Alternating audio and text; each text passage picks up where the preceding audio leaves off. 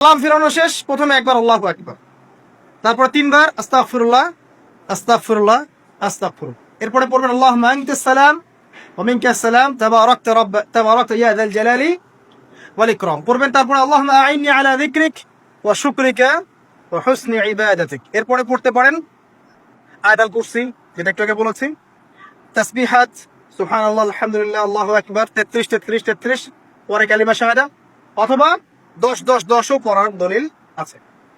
এরপরে পড়বেন সুবহানাল্লাহি ওয়া বিহামদিহি আদাদা খালকিহি ওয়া রিদা নাফসিহি ওয়া জিনাতা আরশিহি ওয়া মিদাদা কালিমাতিহি, তিনবার, এটা তিনবার। তারপর তিন কুল তিনবার করে, সূরা ইখলাস তিনবার, ফালাক তিনবার, নাস তিনবার, সূরা হাশরের শেষ তিন আয়াত একবার। এরপরে পড়বেন সাইয়্যিদুল ইস্তিগফার, মানে সমস্ত ইস্তিগফারের শ্রেষ্ঠ ইস্তিগফার। এটা কোনটা কোনটা? আল্লাহুম্মা আনতা রাব্বি লা ইলাহা ইল্লা আনতা খালাকতানি আনা আবদুক ওয়া আনা আলা আহদিক ওয়া ওয়া'দিক মাস্তাতা'তু আউযু বিকা মিন শাররি মা সানা'তু আবু'ু লাকা বিনি'মাতিকা আলাইয়া ওয়া আবু'ু বিযানবি ফাগফিরলি ফাইন্নাহু লা ইয়াগফিরু যুনুবা ইল্লা আনতা। এটা যে পড়বে সকালে পড়ে যদি রাতের মধ্যে মারা যায় জান্নাত ইনশাআল্লাহ, আবার সন্ধ্যায় পড়ে যদি সকালের আগে মারা যায় জান্নাত ইনশাআল্লাহ। এত বড় অস্ত্র, এত বড় একটা সুযোগ। এরপরে পড়বেন আমার পছন্দের কয়েকটা, আউযু বিকালিমাতিল্লাহি তাম্মাতি মিন শাররি মা খালাক, তিনবার।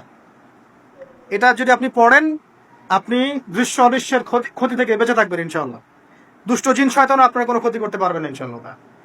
আরেকটা খুবই শক্তিশালী দোয়া আছে, সেটা হলো বিসমিল্লাহিল্লাযী লা ইয়াদুররু মা ইসমিহি শাইউন ফিল আরদ ওয়ালা ফিস সামা ওয়া হুয়াস সামিউল আলিম, তিনবার করে। এইটা যে পড়বে, এই যে জিন বলেন, ভূত বলেন, এই যে পেতনি বলেন, যেগুলো আমরা ভয় পাই, ঠিক আছে, চোখ লাগা বলেন, বদনজর বলেন, যা যা আছে, হিংসুকের হিংসা, কোনো কিছুই আপনার কোনো ক্ষতি করবে না। এবং ইনশাল্লাহ আপনি হঠাৎ মৃত্যুবরণ থেকে বেঁচে থাকবেন ইনশাল্লাহ, হঠাৎ মৃত্যুবরণ। এটা কিন্তু সবার জন্য নিয়ামত, এটা সবার জন্য নিয়ামত না। তারপরে আসেন, এরপর পড়বেন 10 বার লা ইলাহা ইল্লাল্লাহ ওয়াহদাহু লা শারীকা লাহু লাহুল মুলক ওয়া লাহুল হামদ ওয়া হুয়া আলা কুল্লি শাইইন কাদির। এটা 10 বার পড়লেও হবে। আর যদি 100 বার পড়তে পারেন তাহলে আপনার চেয়ে বেশি নেকি কেউই অর্জন করতে পারবে না। যদি 100 বার এই দোয়াটা কেউ পড়ে সারা দিনে, লা ইলাহা ইল্লাল্লাহ ওয়াহদাহু লা শারীকা লাহু লাহুল মুলক ওয়া লাহুল হামদ ওয়া হুয়া আলা কুল্লি শাইইন কাদির, ওই দিন শয়তান তার কাছে আসবে না।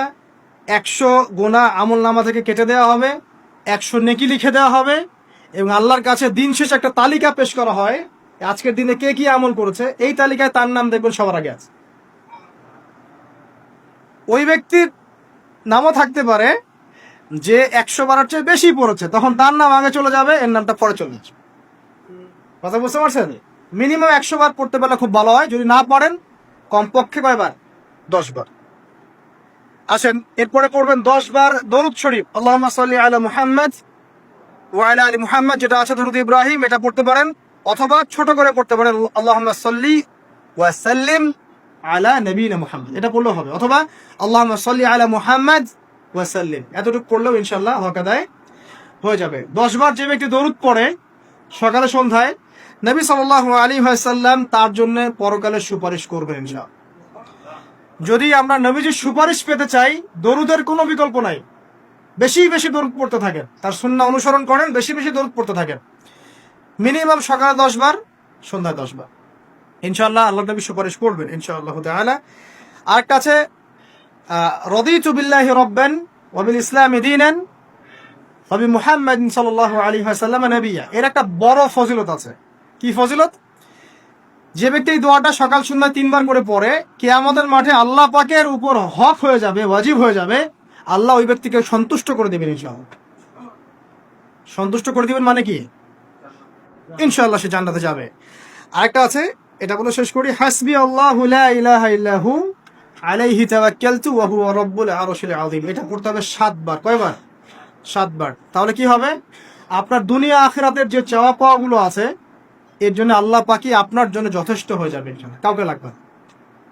এইগুলা ফরজ নামাজ, মানে ফজরের নামাজ জামাতে পড়ার পরে বসে বসে এইগুলো করতে থাকবেন।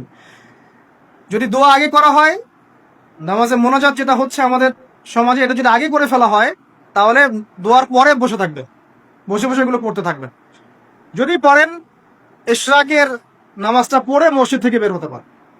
ইশরাকের নামাজ মানে ফজরের সূর্য উঠে যাওয়ার পরে 2 রাকাত নফল পড়ে যে ব্যক্তি যাবে বাসায়, মানে প্রথমে ফজরের নামাজ জামাতে পড়েছে, জিকির আজগার করেছে, ইশরাকের সময় হয়েছে, নামাজ পড়ে বের হলো, এই ব্যক্তির আমল নামায় একটা কবুল হজের নেকি দেওয়া হবে, একটা কবুল ওমরার নেকি দেওয়া হবে। এগুলো খুবই সহজে আমল করা যায়। এরপরে আপনি বাসায় ফিরে গিয়ে বা মসজিদেই কোরআন তেলাওয়াত করবেন। আমরা কোরআন তেলাওয়াত করবো। কোরআন তেলাওয়াত করবেন 1 পারা, 1 পারা পড়েন না অর্ধেক পারা, অর্ধেক পারা পড়েন না 5 পৃষ্ঠা, 5 পৃষ্ঠা পারেন না কমপক্ষে 1 পৃষ্ঠা পারবেন না, 1 পৃষ্ঠা করে হলেও প্রতিদিন কোরআন তেলাওয়াত করতে হবে। পারবেন না ইনশাল্লাহ? প্রত্যেক হরফে 10 টাকা পাবেন। কোরআন আপনার পক্ষে সুপারিশ করবে ইনশাল্লাহ, এবং এই কোরআন আপনাকে ছায়া দিবে, সূরা বাকারা আলী ইমরানের মতো ছায়া দিবে কিয়ামতের মাঠে। এবং এটা নবী সাল্লাল্লাহু আলাইহি ওয়াসাল্লাম যেটা বলেছেন, আল কোরআন হুজ্জাতুন লাকা ওয়া আলাইক, এটা তোমার পক্ষে সাক্ষী দিবে অথবা বিপক্ষে সাক্ষী দিবে।